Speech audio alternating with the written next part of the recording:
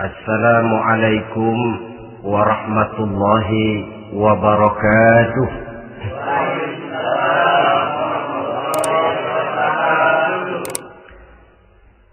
Alhamdulillahi rabbil alamin. Wassalatu wassalamu ala ashrafil anbiya'i wal mursalin, Sayyidina wa maulana Muhammadin wa ala alihi wa ashabihil mujahidin at-tahirin, amma ba'd. Saudara hadirin kaum muslimin rahimakumullah. Dalam kehidupan sehari-hari kita selalu berhadapan dengan dua hal yang berlawanan, dengan dua hal yang kontroversial kata orang sekarang, yang kita diharuskan memilih satu di antara kedua hal itu. Sejak kita bangun tidur sampai kita tidur lagi, selalu kita hadapi dua persoalan itu, yang benar dan yang salah, yang hak dan yang batil, yang pantas dan yang tercela, yang ma'ruf dan yang munkar. Persis seperti sebaik lagu yang lagi ngepop dan banyak dinyanyikan anak sekarang, madu di tangan kananmu katanya, racun di tangan kirimu. Tapi saya pikir-pikir, bagaimanapun kalau cuma sekedar madu di tangan kanan, racun di tangan kiri, adresnya jelas. Yang repot kalau kita sudah tidak tahu lagi mana yang madu, mana yang racun. Lebih celaka lagi di zaman sekarang, banyak racun mereknya madu. Kita terpedaya, kita terpesona, kita terpukau oleh racun yang bermerek madu ini. Kita minum dia yang akibatnya rawan di dalam kehidupan kita. Sangat banyak racun-racun yang terpancang di sepanjang perjalanan hidup kita ini. Dan dua di antara racun kehidupan itu akan kita bicarakan pada pertemuan kali ini, yakni arak dan judi, minuman keras dan judi.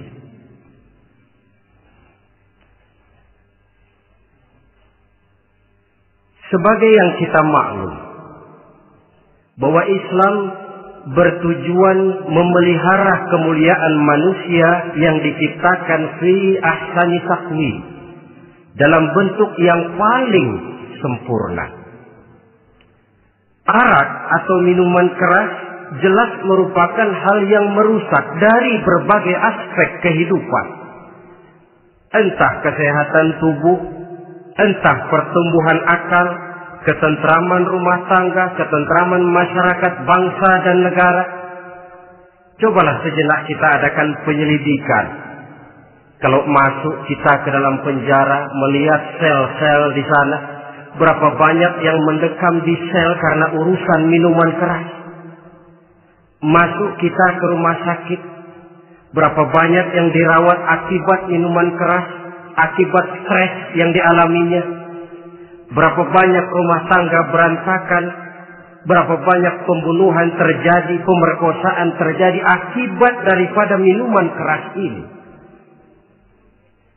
Yang paling ironi kalau dia sudah menyerang anak-anak muda kita. Padahal kita tahu remaja, pemuda adalah bentuk miniatur daripada kehidupan suatu bangsa.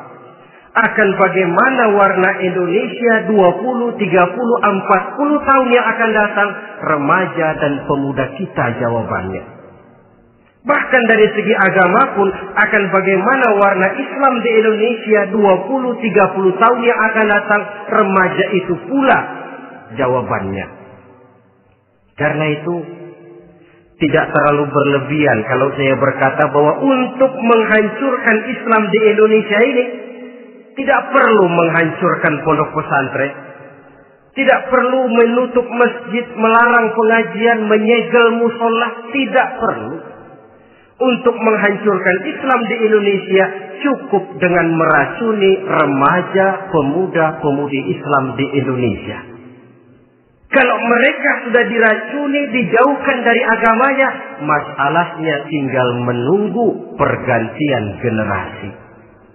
Maka yang jadi pilot proyek jelas remaja, pemuda, termasuk dengan menanamkan pengaruh minuman keras.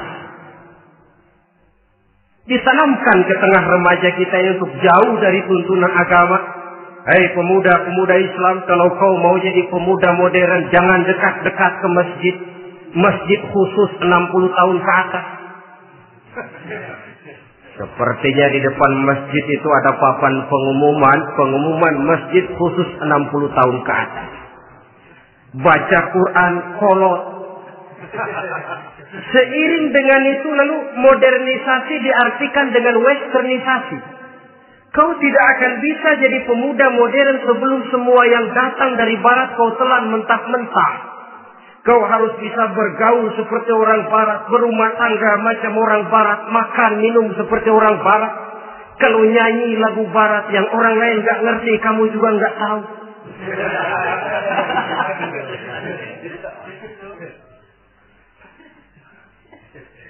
Anutlah itu free love yang pada gilirannya akan mengarah kepada free sex alias samen-leven. Isaplah itu ganja, morfin, narkotik.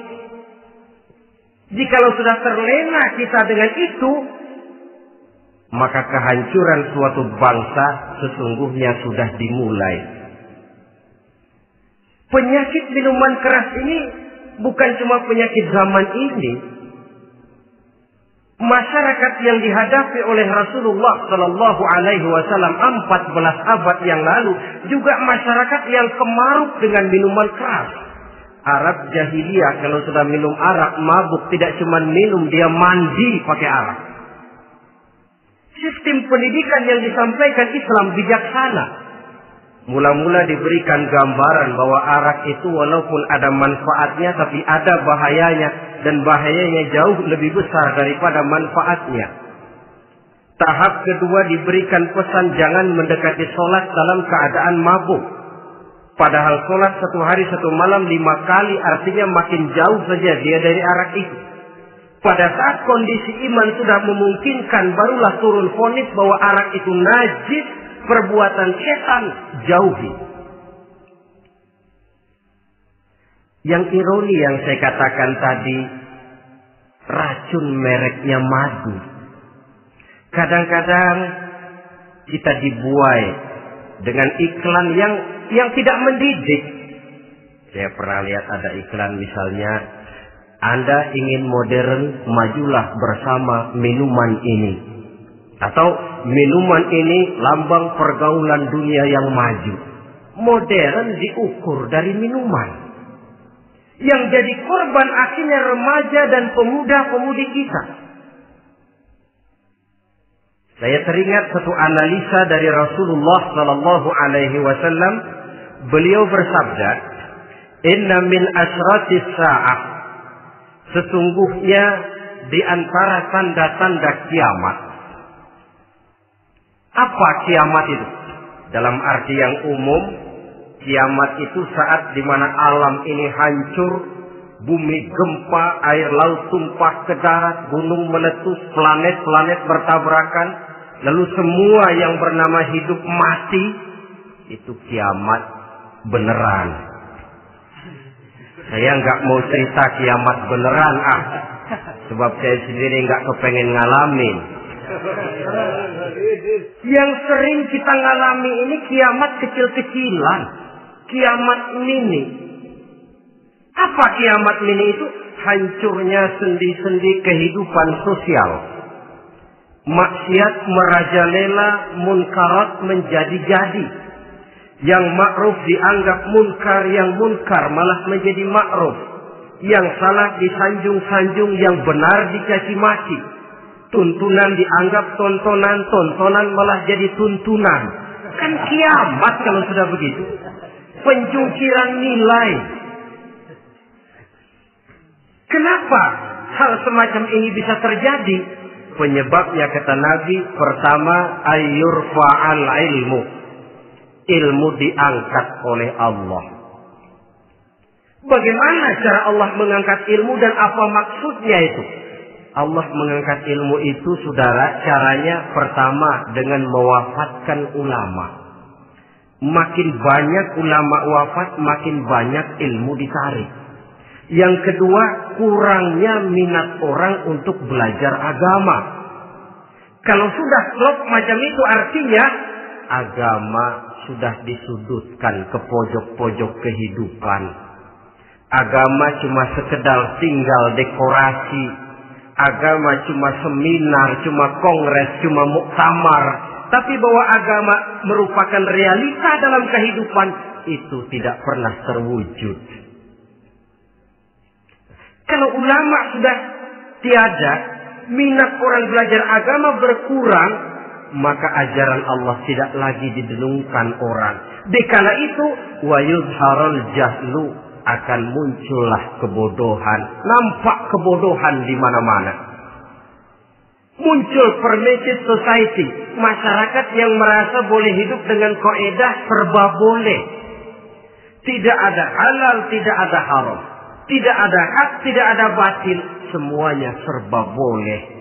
Kalau sudah begitu kondisi masyarakat, terjadilah apa yang dianalisa oleh Nabi. Dikala itu, wayaqsu zina. Zina dikerjakan berterang-terangan. Orang sudah tidak punya malu. Hidupnya sudah pakai prinsip punya kuping kebo. Punya muka tembok. Punya kulit badak. Kalau juga dikasih tahu, malu dong kau tinggal serumah belum nikah. Malu sama siapa? Masyarakat. Allah, masyarakat cuek aja.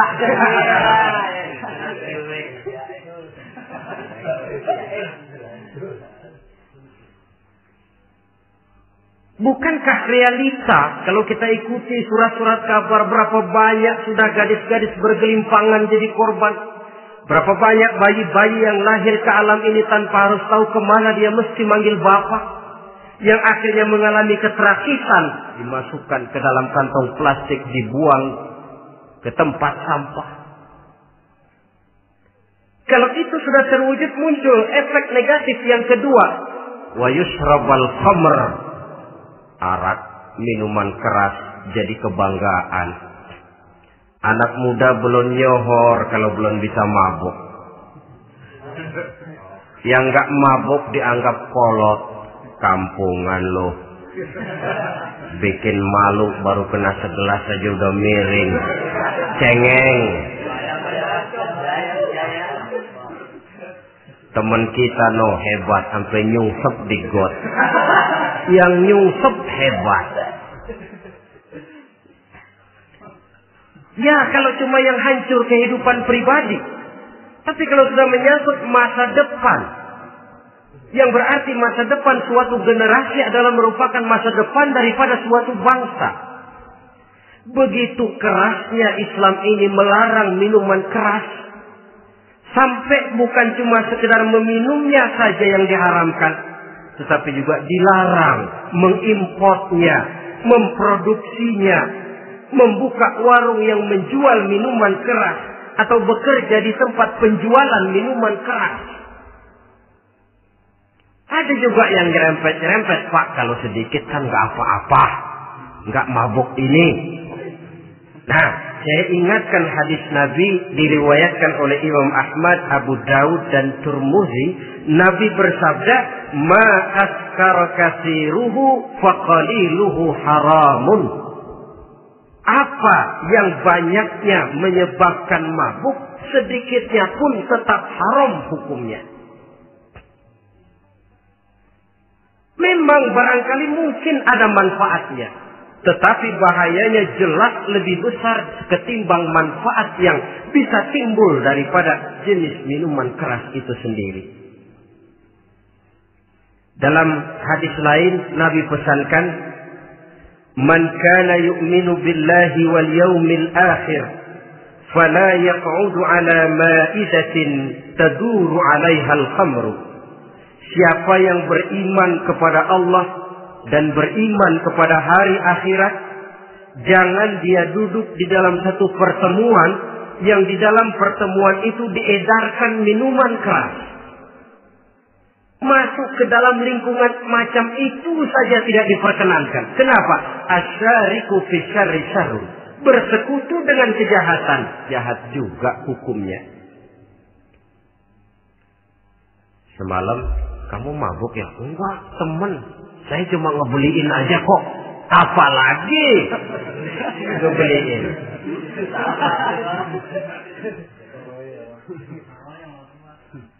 Sebab apa?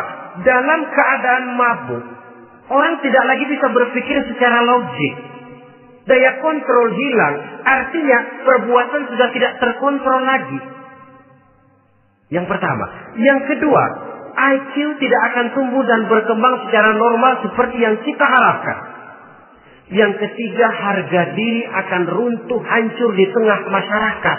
Bayangkan kalau tengah malam kita digotong orang diantar ke rumah kita. Dengan kondisi macam itu masih punya muka kita untuk tegak di tengah masyarakat. Masih punya harapan kita untuk tumbuh menjadi pemimpin. Sementara orang terkenang, ini kan yang kemarin malam gua gotong, dia lagi mabuk. Harga diri, kepribadian. Jangan lupa saudara, kita hidup di tengah masyarakat. Masyarakat itu punya hukum yang tidak tertulis, tapi lebih kuat dan lebih kejam daripada hukum tertulis. Orang bilang, sekali arang tercoreng di dahi, seumur hidup orang akan tetap ingat. Makanya Rasulullah dalam hadis memberikan tamsil untuk adik-adik remaja muslim ini, masalul mu'min kamasalin nahli. Perumpamaan orang yang beriman itu persis seperti tawon. Mentalitas orang mukmin persis tawon. Apa mentalitas tawon? Kalau kita ngaji bab tawon, kita renungi apa keistimewaan tawon. Saya lihat-lihat, ternyata tawon itu punya 4 keistimewaan. Pertama, tawon itu yang dihisap selalu saripati bunga. Bagus makanannya. Belum pernah tawon keliru makan. Saya belum pernah dengar kok ada tawon makan tahu.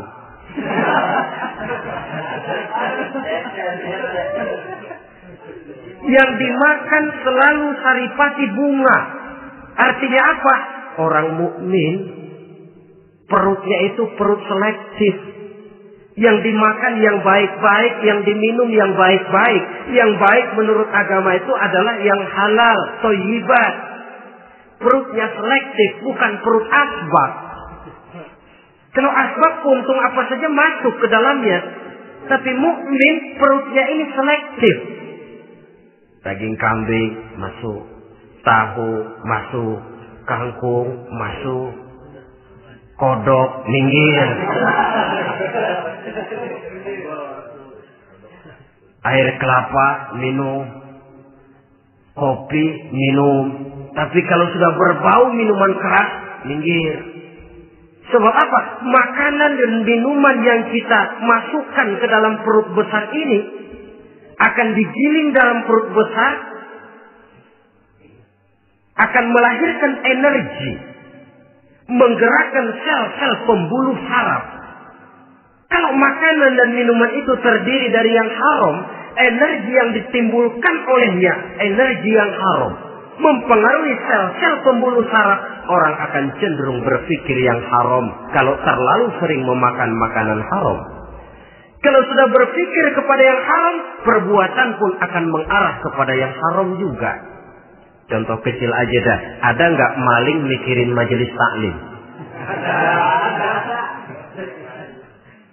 Karena yang dimakan lebih banyak yang haram, yang dipikir paling-paling nanti malam rumah siapa lagi nih ya? Sudah mengarah ke sana.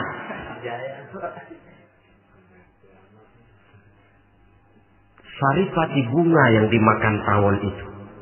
Lalu tawon yang kedua saya lihat yang dikeluarkan selalu madu. Artinya apa? Orang mukmin itu kalau dia berkata, perkataannya mengenakan orang. Kalau dia berbuat, perbuatannya membawa manfaat bagi orang.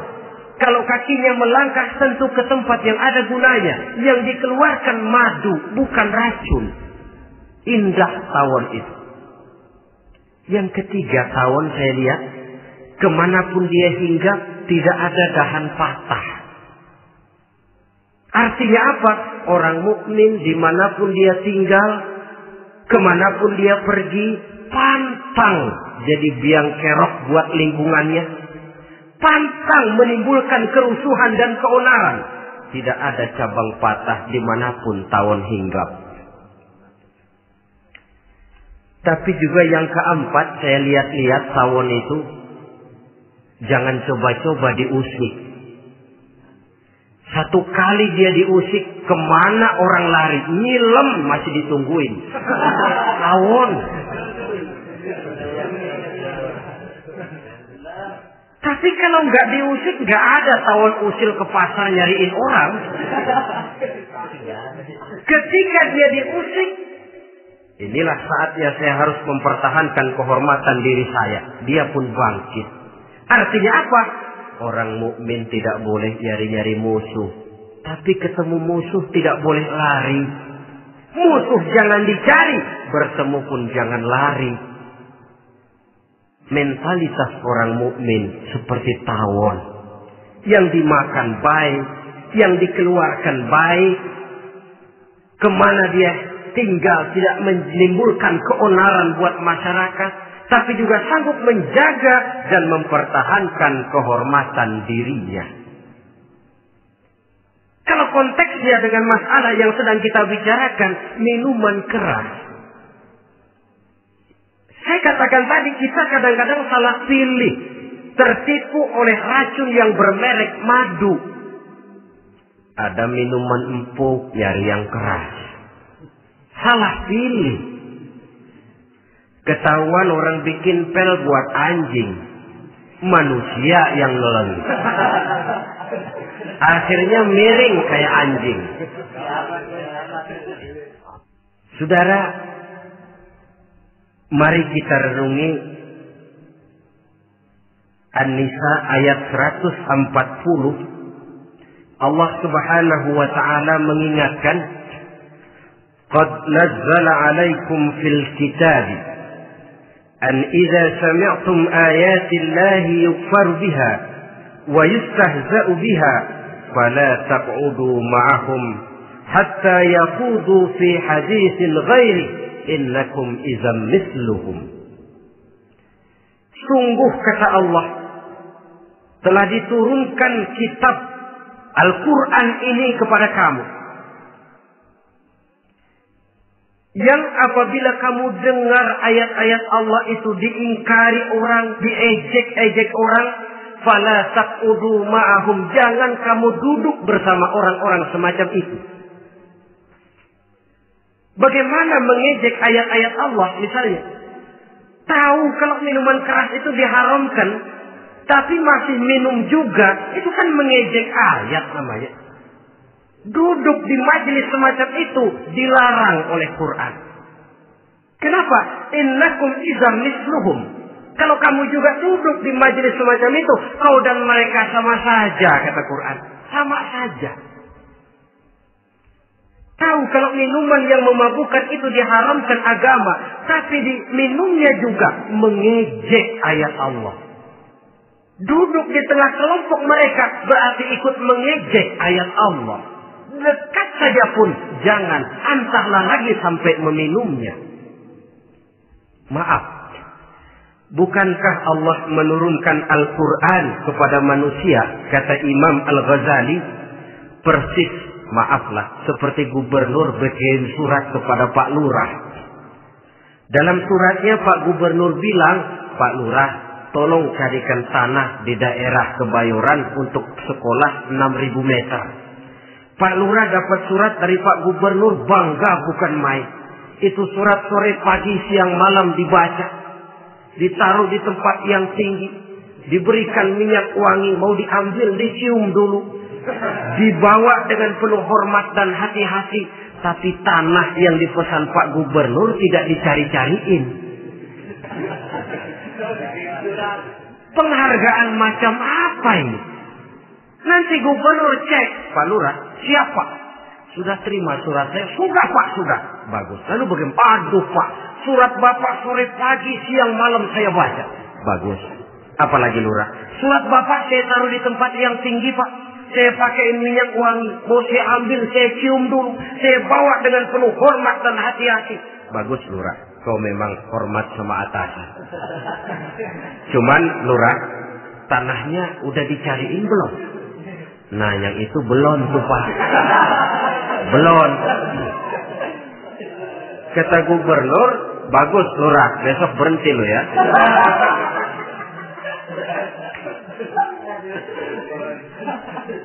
Membacanya memang penting. Al-muta'abbad bitilawatihi, beribadah dari sebab membacanya. Tapi setelah kita baca, kita tahu isinya.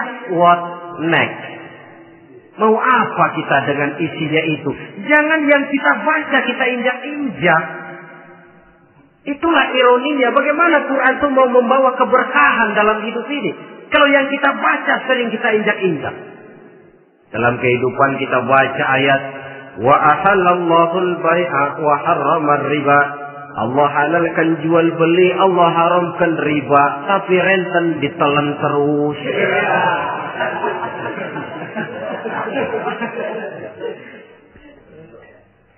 Kita baca ayat wa'tasimu bihablillahi jami'an wa la tafarraqu. Berpegang teguhlah kamu kepada tali Allah, jangan bercerai-berai. Tapi sesama muslim pelotot-pelototan jalan terus. Janganlah yang sesama muslim kadang-kadang yang mengklaim dirinya sebagai pemimpin Islam kelihatannya juga sikut-sikutan jalan terus.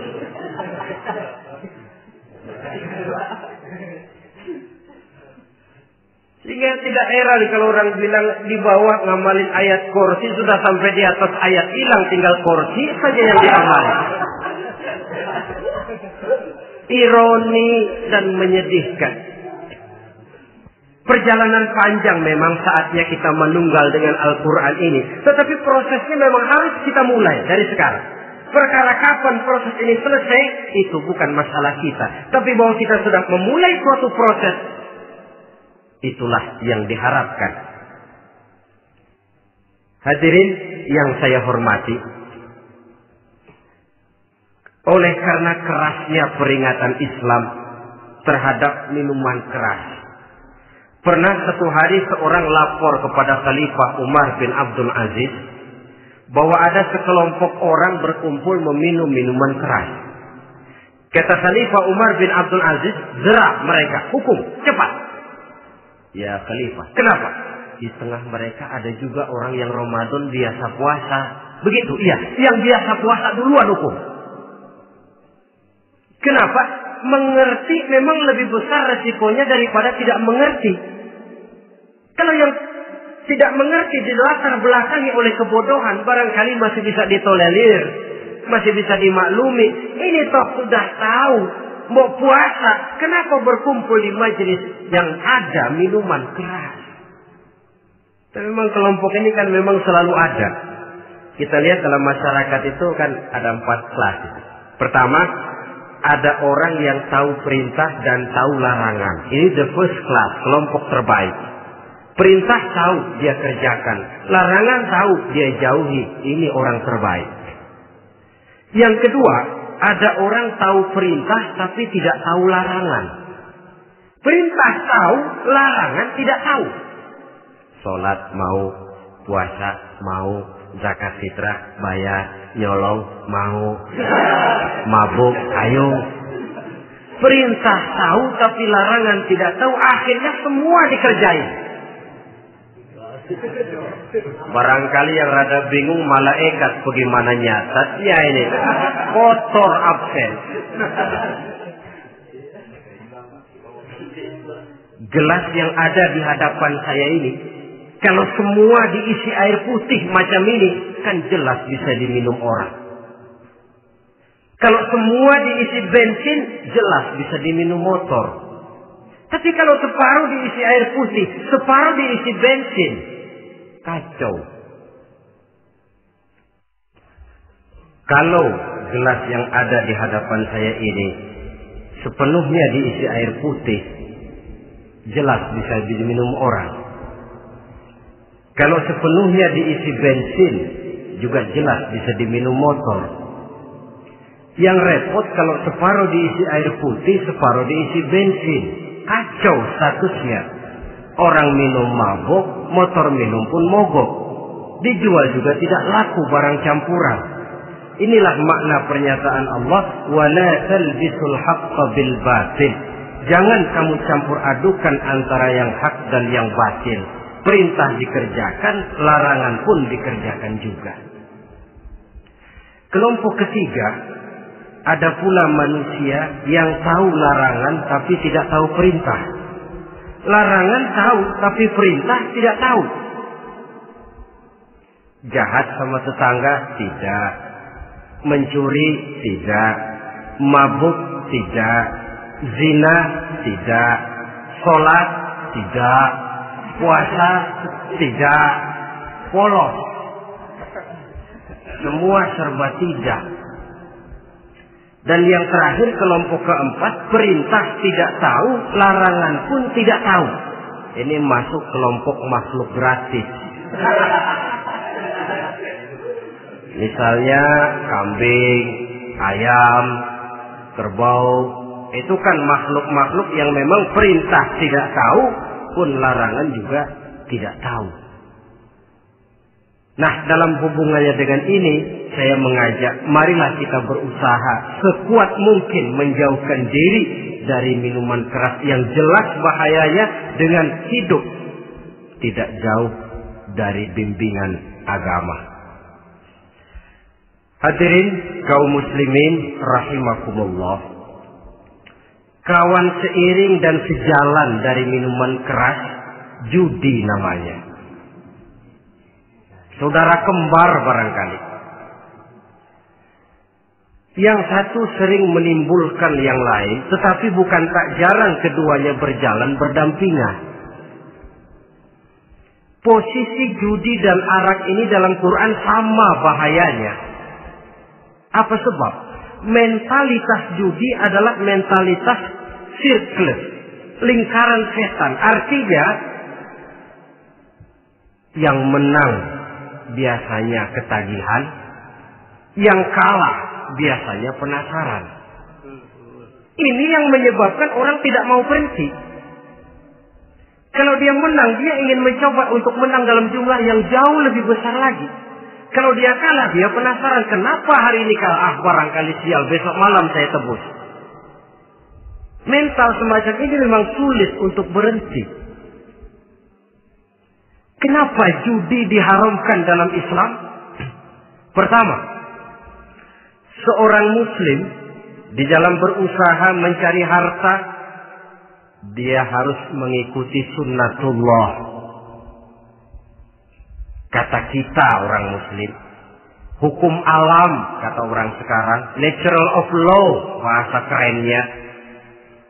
Berusaha menurut hukum kausal, memasuki rumah dari pintunya, menunggu suatu akibat dari sebab yang kita lakukan. Bahwa kalau begini, mesti begitu. Karena kita memang terikat oleh permainan yang disebut hukum alam ini. Hidup bukan undian, jangan mengharap untung besar tanpa mau peras keringat. Satu pagi Khalifah Umar bin Khattab radhiyallahu an masuk ke masjid. Beliau lihat ada orang sedang berdoa khusyuk betul. Ditunggunya 2 menit, 3 menit, sampai 10 menit lebih belum juga selesai. Agak lama orang itu berdoa. Selesai berdoa, dihampiri orang itu oleh Sayyidina Umar. Beliau tanya, saudara, lagi apa tadi itu? Berdoa ya Khalifah. Minta kepada Allah? Tentu minta kepada Allah. Minta apa kan? Minta rezeki. Sudah lama? Dari tadi habis sembahyang subuh. Dapat? Belum. Ya memang kata Sayyidina Umar, inna sama la tumtiru zahaban wala fiddatan. Langit itu tidak mungkin akan menghujankan emas, tidak mungkin pula menghujankan perak. Jadi orang dilarang duduk bermalas-malas menunggu keajaiban yang datang dari langit. Karena memang hidup ini bukan undian. Jadi jangan mengharap untung besar tanpa mau peras keringat. Di dalam berusaha kita terikat oleh sunnatullah. Kalau begini sebab penyebabnya, akan begini akibat yang ditimbulkannya. Yang kedua, Islam menjadikan harta manusia itu sebagai benda berharga yang dilindungi. Mengambilnya dengan judi termasuk memakan harta orang lain dengan cara yang batil. Yang ketiga, judi itu sendiri dapat menimbulkan permusuhan dan pertentangan antara para pemain itu sendiri. Meskipun kelihatannya kompak duduk dalam satu meja yang saling berhadap-hadapan, yang kalah kelihatannya pasrah, tetapi kan itu cuma kulit permukaan. Batinnya bagaimanapun juga yang kalah itu tetap mendendam. Sedangkan yang kalah di samping mendendam juga mengomel, mencaci mungkin ya lawan bermainnya, ya mungkin juga dirinya sendiri.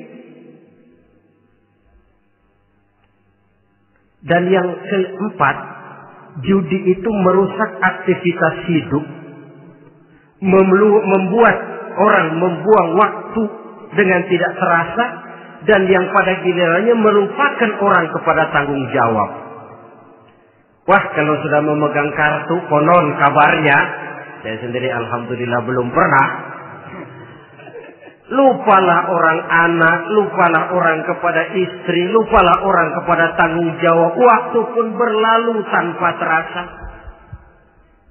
Apalagi kalau sudah diiming-iming oleh gambaran akan memperoleh keuntungan yang besar. Termasuk di dalam judi itu undian, apapun namanya. Yang usaha ke arah ini seharusnya tidak dipermudah, walaupun dengan embel-embel dana kemanusiaan, sumbangan sosial. Saya tidak begitu yakin, saudara, bahwa bangsa Indonesia ini sudah begitu menipis rasa kemanusiaannya, sehingga untuk berlaku sosial mesti diimbangi dengan hadiah sekian juta rupiah. Saya tidak percaya bahwa umat Islam di Indonesia sudah begitu tipis rasa kasih sayangnya kepada sesama, sehingga sulit mengeluarkan bantuan kalau tidak diimbangi dengan hadiah yang sekian puluh juta rupiah. Yang saya khawatir apa? Pada gilirannya di negeri ini akan makin banyak penghayal-penghayal kelas berat, tukang-tukang ngelamun kelas tinggi, yang hidup cuma ngumpulin jikalau andai kata umpama misalnya orang sudah kemana-mana kita masih menghitung jikalau.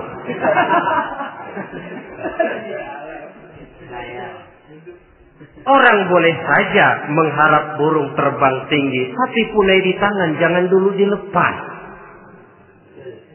Artinya idealisme silahkan terbang setinggi langit, tapi kaki harus tetap berpijak di alam realita. Bahwa memang lebih baik makan singkong dalam kenyataan daripada makan roti tapi ngimpi.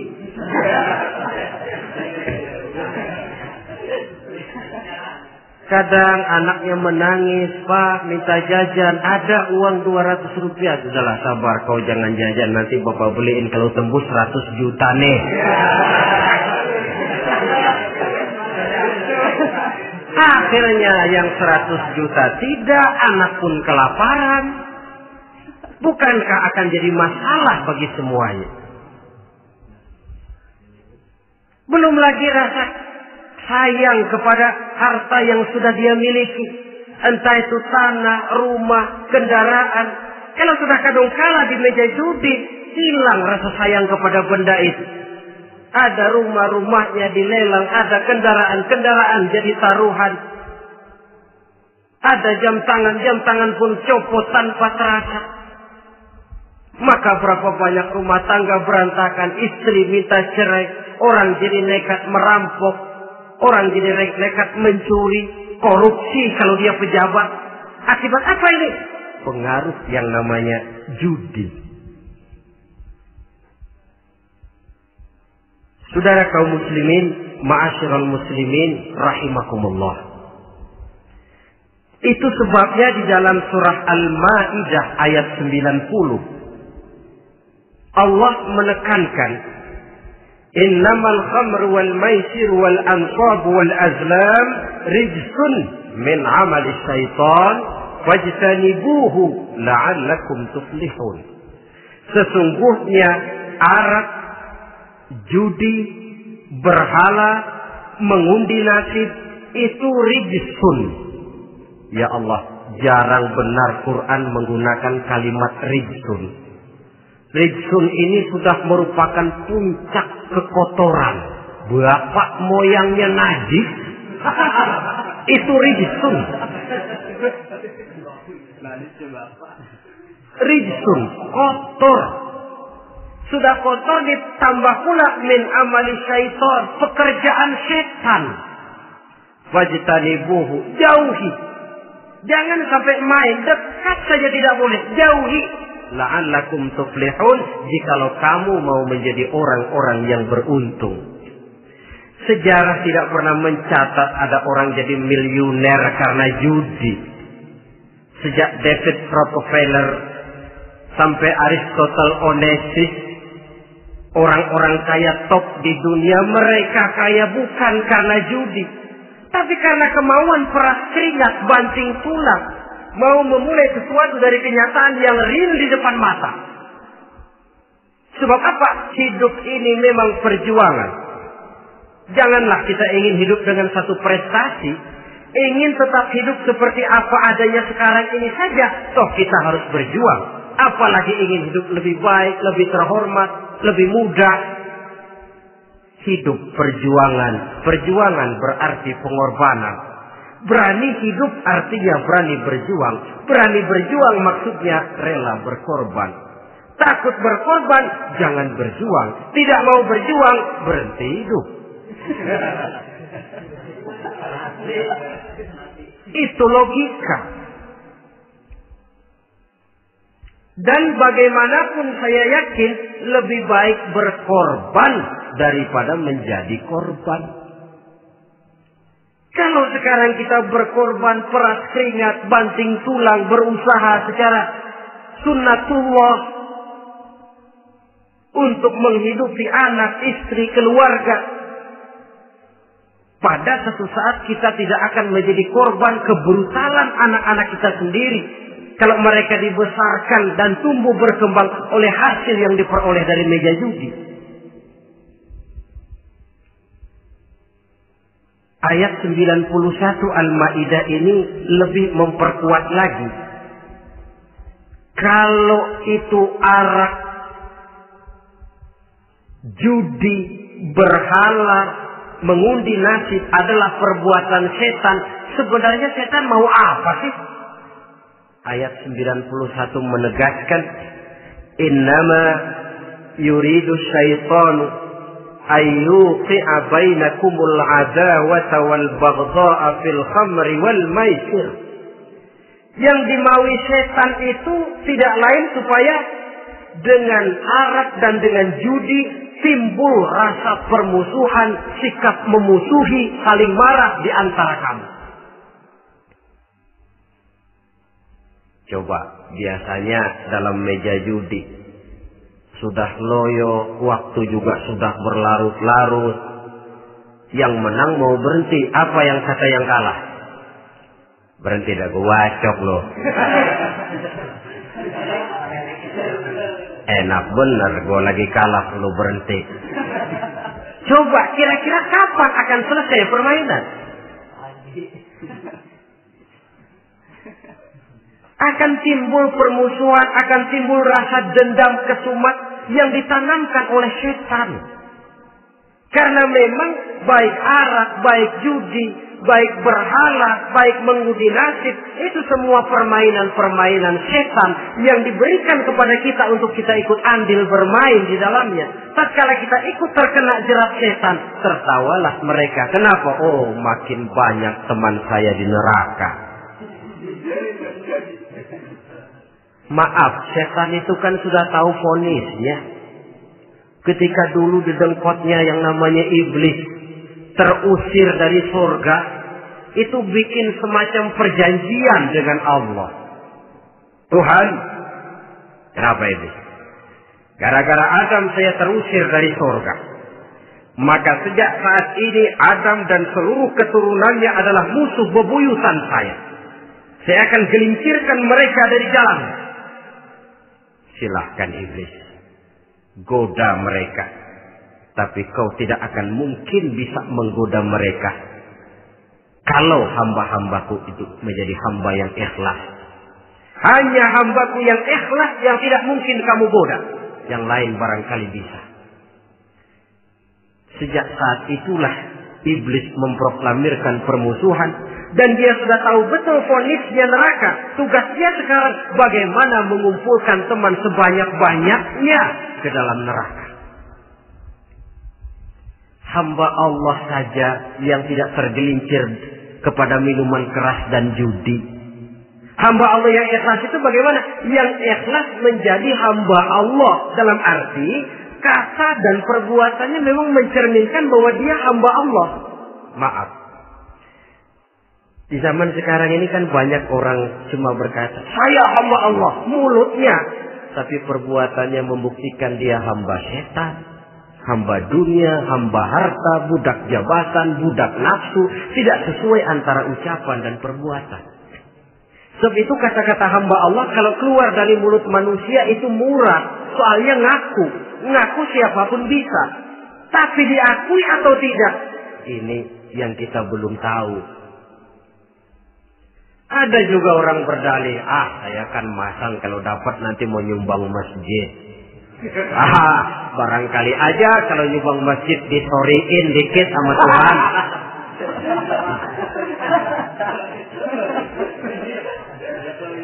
Apa bisa begitu? Saudara, kita tidak mungkin mencuci kain dengan air najis.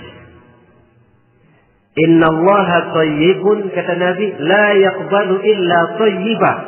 Allah itu baik dan hanya menerima yang baik. Bahwa dalam Islam tujuan yang baik harus dicapai dengan prosedur yang baik. Bahwa niat menyumbang masjid bagus, tapi hasil daripada judi atau undian tidak akan menyampaikan kita kepada tujuan itu. Tidak boleh mencuri kain walaupun niatnya untuk sholat. Kalau nyolong kain niatnya buat sembahyang, dimaafin kali. Walaupun sholatnya sah, mencuri kainnya tetap saja dosa. Islam tidak menghalalkan segala cara untuk mencapai suatu tujuan. Bahwa tujuan yang baik harus dicapai dengan cara yang baik juga. Dan penyakit judi ini juga bukan penyakit baru. Sejak dulu. Masa jahiliyah judi mereka. Saya kira kalau Las Vegas, kota judi Amerika saja barangkali masih kalah dengan cara judi jahiliyah dulu. Mereka kalau sudah judi itu uang. Habis uang ada punya tanah pasar, taruhan. Habis tanah ada rumahnya dipasang. Apalagi yang ada? Ternak unta dipertaruhkan. Harta habis, rumah ludes, kebun binasa. Ada istri juga dipasangin. Judi.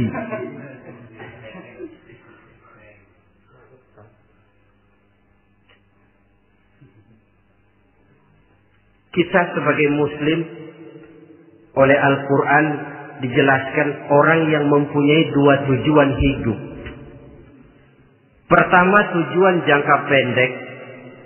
Yang kedua tujuan jangka panjang. Tujuan jangka pendek dunia dan seluruh isinya.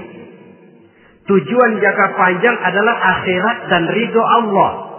Ini yang terpantul dalam doa setiap kita. Rabbana atina fid dunya hasanah wa fil akhirati hasanah.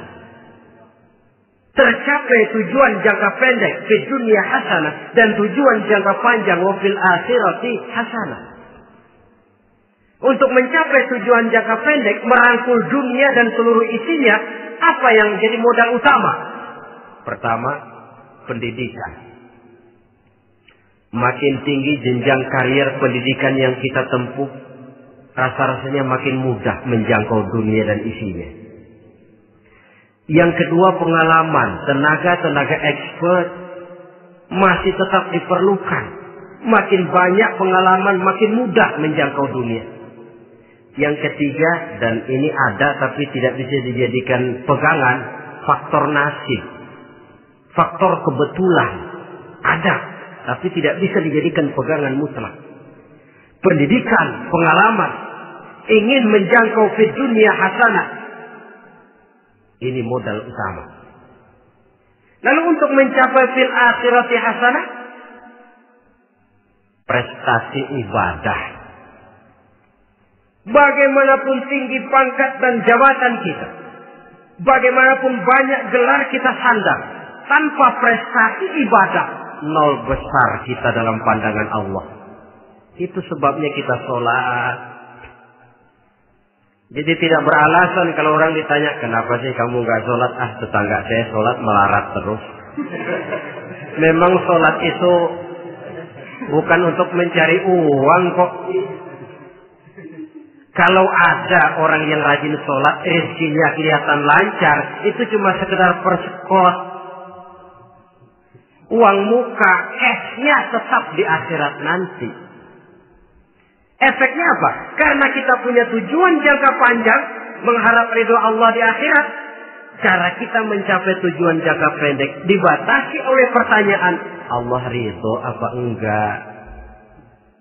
Kita cari uang, tapi pertanyaan pokok, Allah ridho enggak cara ini? Kita mengejar kedudukan, tapi Allah ridho enggak dengan cara ini? Ini yang menyebabkan kita lantas tidak lalu menghalalkan segala cara. Yang penting tujuan tercapai cara apapun halal. PKI. Kan cuma PKI yang berprinsip asal tujuan tercapai cara apapun halal. Dan kita sudah sepakat PKI dan seluruh ajarannya tidak berhak hidup di bumi Pancasila ini. Cuma jangan sekedar PKI-nya dikutuk tapi ajarannya dipakai.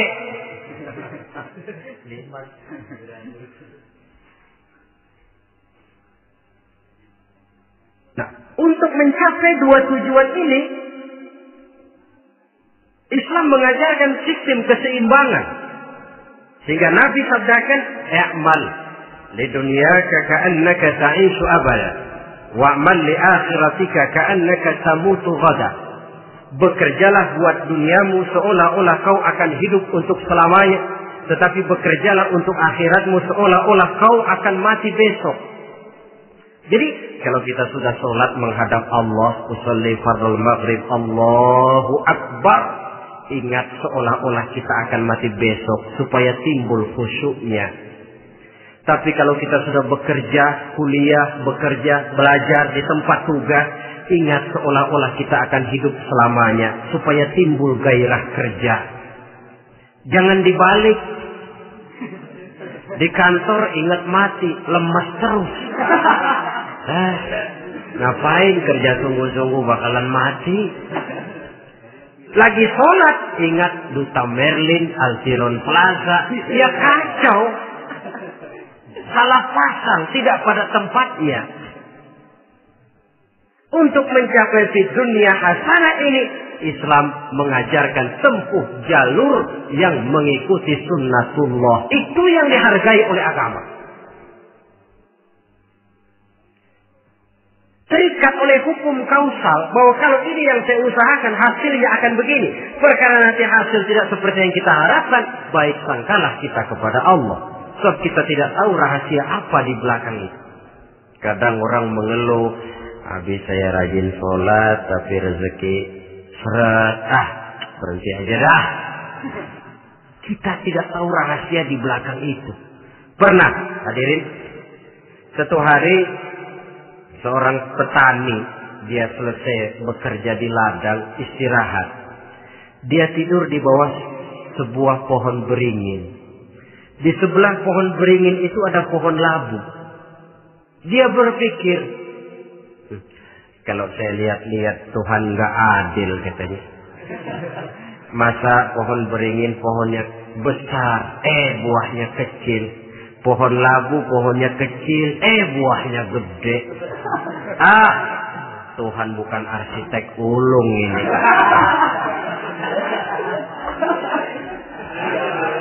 Mestinya supaya enak dilihat, beringin yang pohonnya besar buahnya sebesar buah labu. Pohon labu yang pohonnya kecil buahnya kecil saja sebesar buah beringin. Tidak adil Tuhan. Baru dia selesai berpikir Tuhan tidak adil, jatuh sebutir buah beringin tepat menimpa hidungnya. Dia terkejut. Astagfirullahaladzim. Kalau begitu saya sadar katanya, Tuhan benar-benar adil. Coba kalau buah beringin segede buah labu, waduh, kayak apa muka saya ini?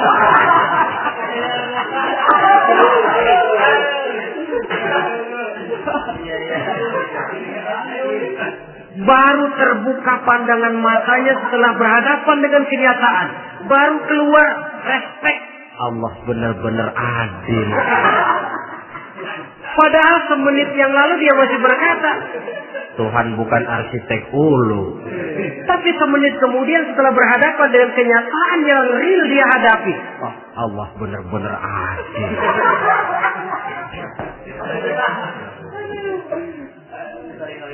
Itulah kehidupan ini.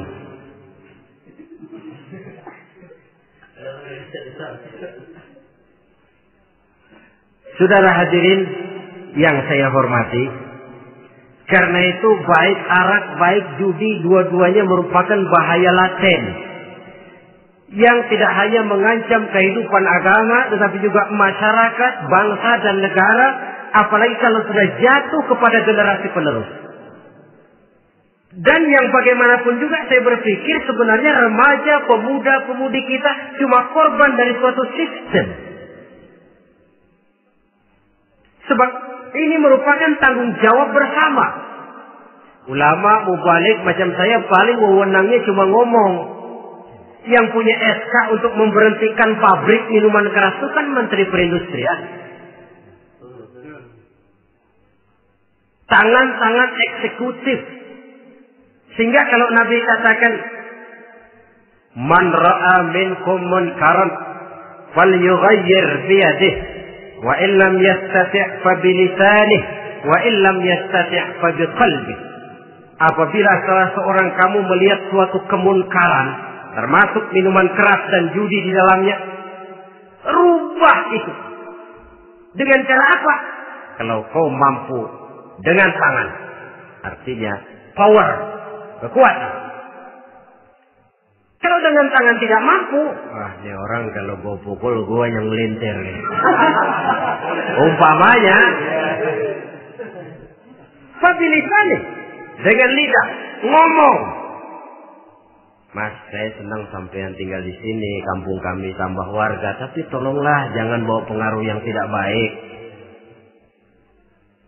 Kalau ternyata bicara pun tidak berani, fabiqalbi, cukup dalam hati, sekurang-kurangnya tidak ikut membenci kemungkaran dalam hati, itulah kadar iman yang paling lemah. Ini secara umum. Tapi kalau hadis ini kita mau adakan semacam, katakan description of job, bahasa kerennya, kita adakan pembagian tugas. Siapa yang harus merombak kemungkaran dengan power? Penguasa, pemerintah, sebab dia punya aparat. Siapa yang merombak kemungkaran dengan lidah? Ulama, kiai, mubalik, ngomong. Siapa yang hanya merubah kemungkaran dalam hati? Kita umumnya rakyat lemah ini. Yang mau ngomong gak berani, tapi hati pegel.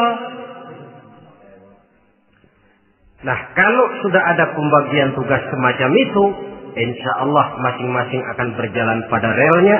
Dan pada akhirnya selamatlah kita, bangsa Indonesia, umat Islam pada khususnya, dari bahaya, baik bahaya minuman keras maupun bahaya judi.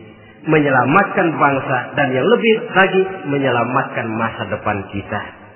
Sekianlah saudara pertemuan kita pada saat ini. Mudah-mudahan ada manfaatnya. Terima kasih atas segala perhatian. Mohon maaf atas segala kekurangan. Usikum wa nafsi bitaqwallah. Wassalamualaikum warahmatullahi wabarakatuh.